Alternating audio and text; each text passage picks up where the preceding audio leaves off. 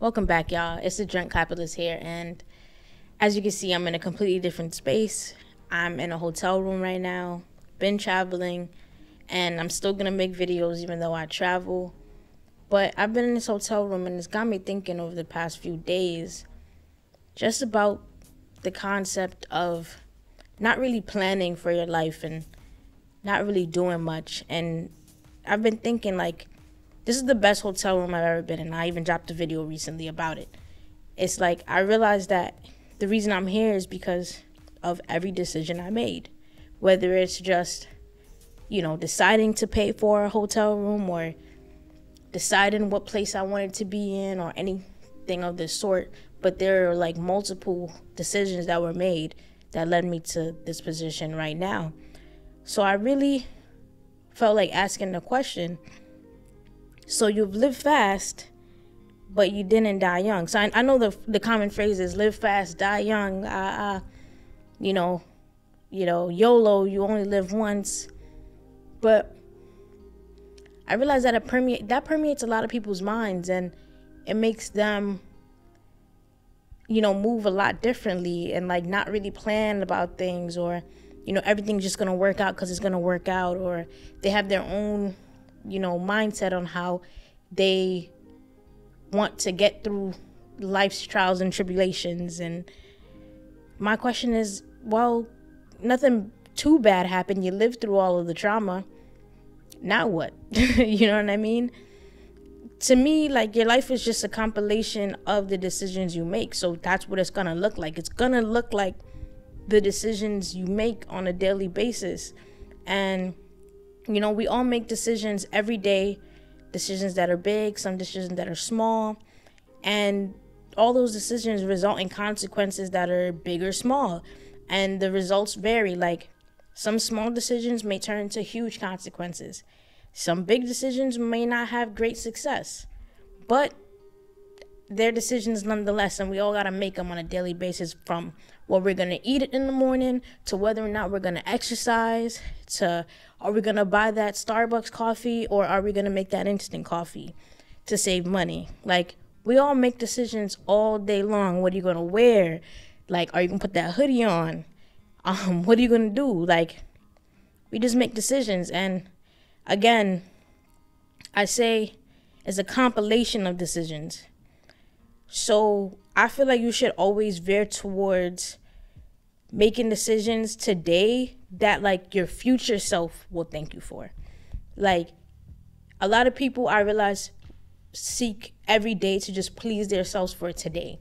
Like, there's like this sense of not wanting to sacrifice your happiness. You're like, well, you never know when you're gonna leave the earth or whatever. And while that's true, the thing about it is, more likely than not, you're gonna live, especially these days. The days of, killing over from a random disease that no one's ever heard of are kind of gone. People are not dying at 30. People are hitting, the Queen Elizabeth just passed 96. Like, 90, almost a century old this lady lived for. But she lived rich her entire life. She didn't grow up poor, not a single day. She didn't have the risk of being poor. And she lived for almost 100 years,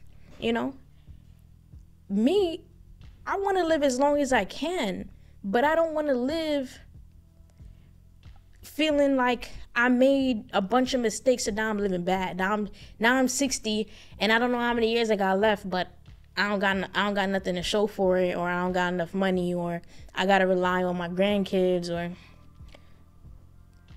just so many different things that happen.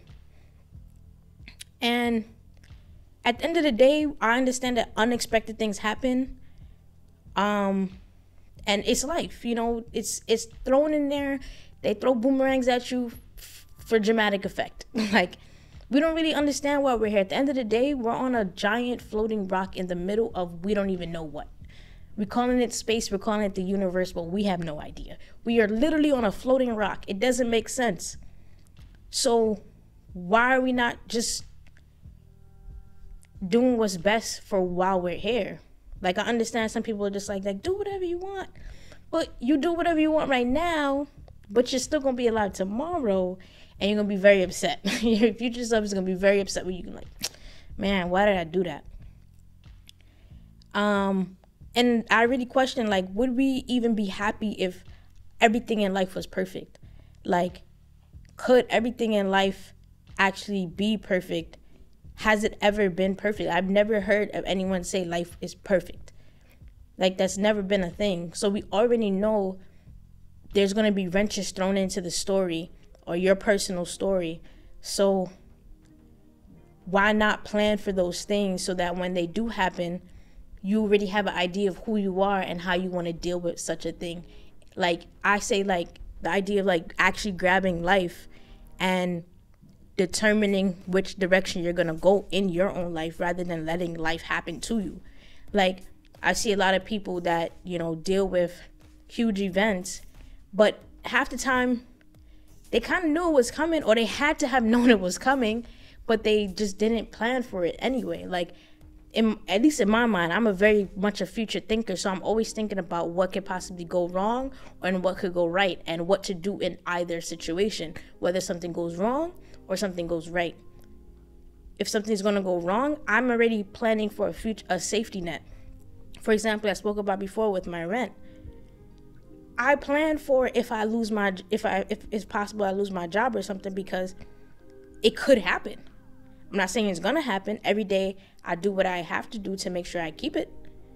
But if something were to happen, at least I know I created a safety net that's going to hold me down for a certain amount of time. So I just feel like, in my opinion, like, we owe it to ourselves to try our best at all times, and at least most of the time make the best decisions, like working out, eating a salad every once in a while, you know, doing a thing. You know, what does it have to do with money? I feel like, or capitalism, but mostly money, is like, well, I think about the actions that can assure you have more money in the future, that you have more safety in the future. You know, like, I get really sad when I think about or see the people in their old age that are, like, in a really rough position, you know. Like, we all see inflation and investments, you know, what have you, and we dig deeper into their stories, and you realize that, like, it's really just a series of bad decisions or uninformed decisions and the occasional unfortunate event that has resulted them in being, like, 65 and working at Walmart. You know what I mean? Because you don't just live on earth for 65 years and then at 65 all of a sudden you just don't have no money. Like, that's usually not how it goes. You had decades and decades to build, to figure things out, to learn more. But a lot of people just don't really put that effort in, or they get sucked into a huge distraction that leads them astray. Sometimes that distraction is a con. You never really know. But, like, right now, because there's nothing I could really do about the older people right now. But right now, I worry about, like, the pairs that I see that grew up on social media that have addiction to it in a way that they don't even know that it's, like, controlling their lives, that it's practically controls their life as they, like, reach out in an attempt to become, like, lifestyle influencers, you know, traveling around the world, eating at STK and Ruth's Chris and all the expensive places, and, you know, doing their little thing on the gram, you know. And they're spending money and time trying to buy their way into fame and fortune, right?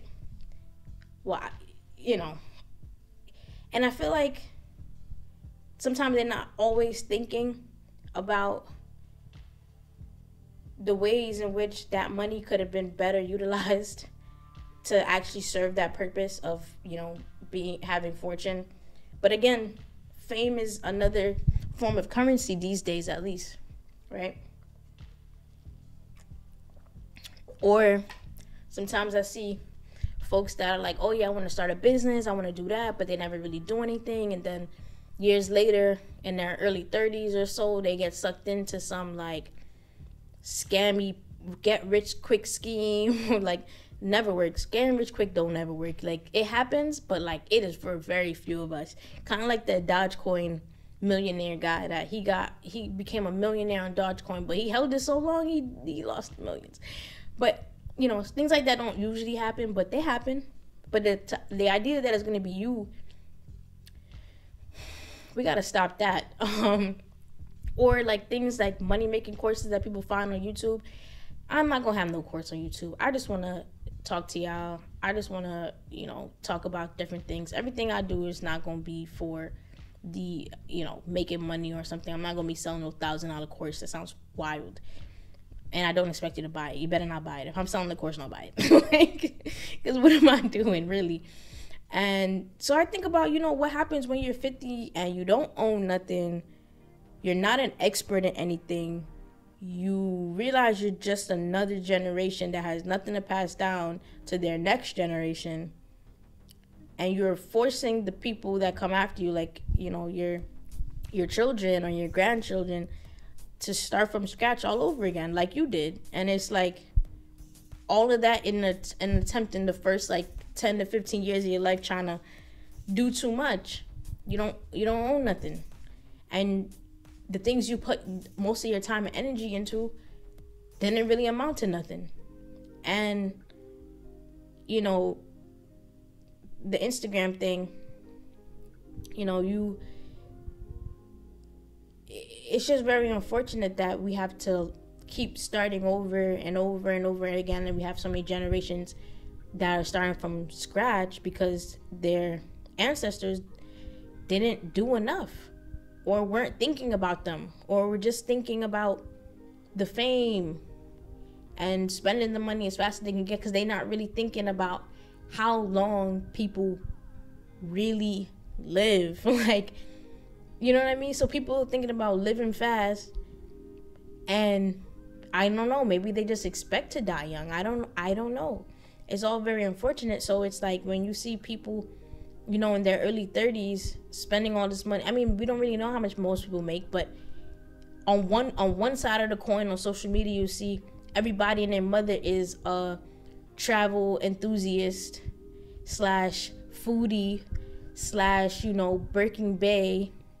And on the other side of that same coin, those exact same people are talking about how capitalism is so bad and everyone's poor, and the government needs to pay for everyone's student loans, and the government needs to make sure everyone has a house and everyone has food and all these things. And it's like, but I thought y'all had it. I thought y'all were living in luxury. I thought it was black girl luxury. I thought it was I don't live for work. I thought it was all these things.